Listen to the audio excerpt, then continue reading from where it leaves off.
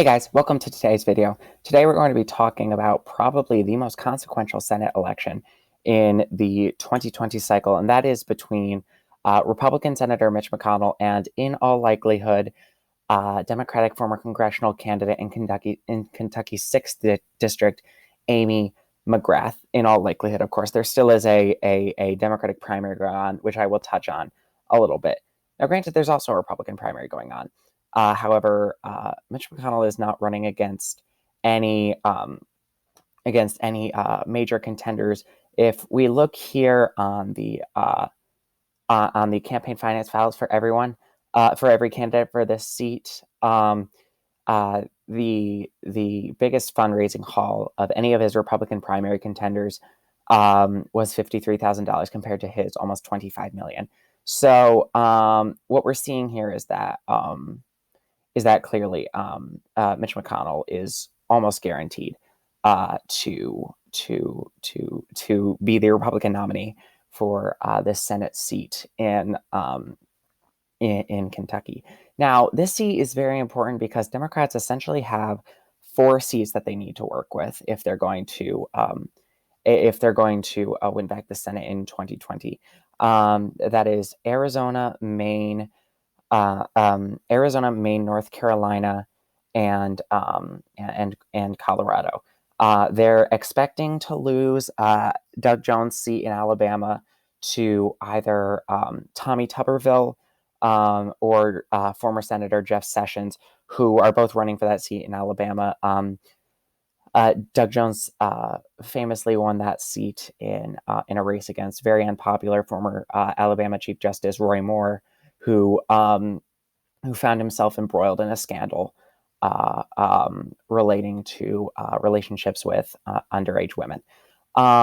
So they're expecting to lose that seat. They need to sweep North Carolina, Maine, maybe even Montana if they can, Arizona, and Colorado if they're going to win. However, if they can win Kentucky, not only would this be unprecedented, the last time that a leader of a party Senate caucus lost was Tom Daschle, and that hasn't happened in over a decade. Not only would this be unprecedented, but it would also, in essence, lock up a win for the Democrats in the Senate. So now I said in all likelihood Amy McGrath because she is running against some notable people, including Marianne Tobin, the former auditor of Kentucky. And then probably the 2 biggest names are Charles Booker and Mike Bourchier. Charles Booker, of note, partly because he is considered one of the further left-wing members, one of the insurgent left-wing populist members running for this seat. He's been endorsed by Bernie Sanders, Alexandria Ocasio-Cortez, and a number of state officials and newspapers. Mike Bourchier, of note, due to his endorsement by Marianne Williamson, Indivisible Kentucky, Humanity Forward, and Andrew Yang. However, in all likelihood, Amy McGrath is going to win this seat. She's been endorsed by endorsed by a number of big names like Pete Buttigieg, Eric Swalwell, Amy Klobuchar, Elizabeth Warren, Kamala Harris, Kirsten Gillibrand, Cory Booker, all these senators that you can see here, as well as Feminist Majority PAC, Council for a Livable World, J Street PAC, and Vote Vets. So she is by far the Democrats' odds-on nominee to be Kentucky senator. Also, she has raised an enormous sum of money, $29,628,000 compared to her Democratic primary contender, compared to her closest Democratic primary contender, Charles Booker, who has only raised $313,000. So odds are Amy McGrath is going to win this nomination, win it by a pretty decent amount. But that's not really the question so much as, can she defeat Mitch McConnell? Now, you may have noticed that when I said Amy McGrath's fundraising total uh, as $29,628,000. You may have noticed that actually puts her pretty far ahead of Mitch McConnell, who's raised $24,738,000. So almost a $5 million difference, and that's pretty big, particularly in a state where it's pretty solidly Republican. Winning getting $5 million more dollars in fundraising is kind of a big deal, particularly against an incumbent of almost 30 years like Mitch McConnell. She's also spent $14 million, almost $15 million, compared to Mitch McConnell's only $10 million spent, and she has slightly less cash on hand because of that. This was as of March 31st, the March 31st report. Now the question is, has that $4 million extra dollars been put to good use? And one would be remiss if not to say that she still is very much the underdog. Every single major political reporting site, Cook Political Report, Inside Elections, Sabato's Crystal Ball, Politico, rate this a likely or safe Republican hold. Mitch McConnell, however, according to polls, they put Mitch McConnell 2 points ahead of Amy McGrath, 1 point ahead of Amy McGrath, 3 points ahead of Amy McGrath, tied with Amy McGrath, and 1 point down against Amy McGrath in the most recent poll conducted on May 21st through 24th. So this is very much an election that could be won by the Democrats. Mitch McConnell is not particularly popular, even in Kentucky, though, especially not nationally. Against a generic Democrat, he only wins on average by 3% of the vote. The vast majority of Kentuckians do not believe that Mitch McConnell deserves to be reelected. So obviously, this is a race that theoretically could be won, and it could particularly be won if by the coattail effect of Joe Biden. Joe Biden is leading by 8% in national polling compared to only 7.8%. 7.8% for a generic Democrat against a generic Republican. And while that 0.2% doesn't really seem like much to us, concentrated in really important states like Kentucky, that could be enough to just barely put Amy McGrath over the edge. Now, many people who look at this will say Kentucky is a very safely Republican state, and that is absolutely, absolutely true.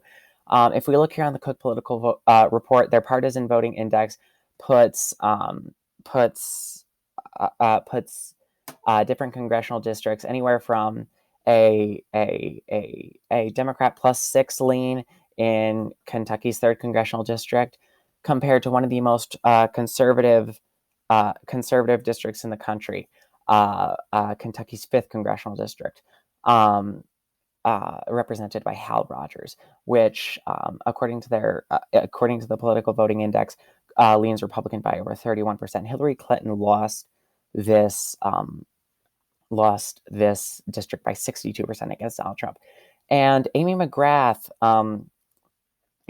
actually ran here in Kentucky's 6th congressional district, where she actually beat the Cook partisan voting index of 9 by more than 5%. So there is something to be said for Amy McGrath. Her campaign is promising. She's raising a lot of money. She's got a lot of potential, and for the first time in a while, she is pulling ahead of Mitch McConnell in polls. However, I'd like to take y'all back to the 2014 election. Mitch McConnell has never been all that popular. Mitch McConnell is, in general, generally riding below net popularity, even in his home state. And against former Secretary of State of Kentucky, Allison Lundigan Grimes, in 2014, who also didn't really face much primary challenge, and was leading in a few polls, particularly in the run-up to the election. And she according to According to a number of political analyses, this seat was only lean Republican or likely Republican. Um, so she had a lot of promise here too. However, not only did Mitch McConnell win this seat in 2014 by 16%, he actually grew his margin from the last grew his margin of victory from the last election previous this by 3%. Allison Lundergan Grimes saw the margin saw Democrats' vote share go down by over 6%. So even though Mitch McConnell is not very popular, and of even though a majority of Kentuckians don't believe that he deserves to be reelected, and even though he's behind Amy McGrath by a lot in raw fundraising numbers, um, what Amy McGrath is fighting against is a Republican stronghold on the state of Kentucky that has caused Democrats to lose this state in the presidential election every year since 1996 when Bill Clinton won it against Bob Dole. Um, she's facing a familiarity aspect. People know Mitch McConnell, and they're used to voting for him, and they do by very large margins. Um, Particularly in 2014, um, and even though Andy Bashir won this state against incumbent Republican Governor Mark Bevin in 2018, overall Democrats have not translated Andy Bashir's electoral prowess into gains in legislative seats.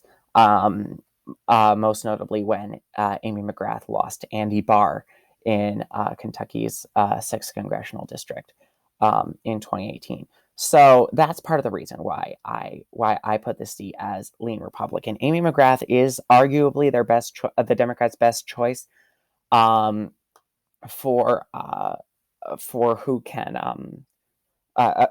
go against Mitch McConnell. And there is going to be higher voter turnout in 2020 than there was in 2014 when the voter turnout was 46.27%. So Amy McGrath has a lot of chance here.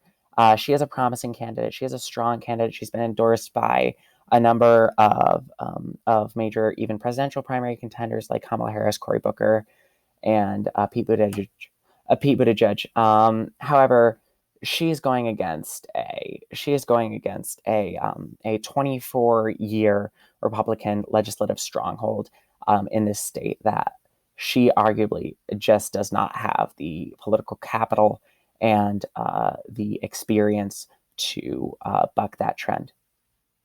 So thank you all so much for watching this video. Please feel free to leave a comment, a like. Tell me what I could be doing better. Tell me what you want to hear about in the next episode. Please feel free to share this with anyone who you think might be interested to continue discussions about elections. And I will see you all in the next video. Thank you so much for watching.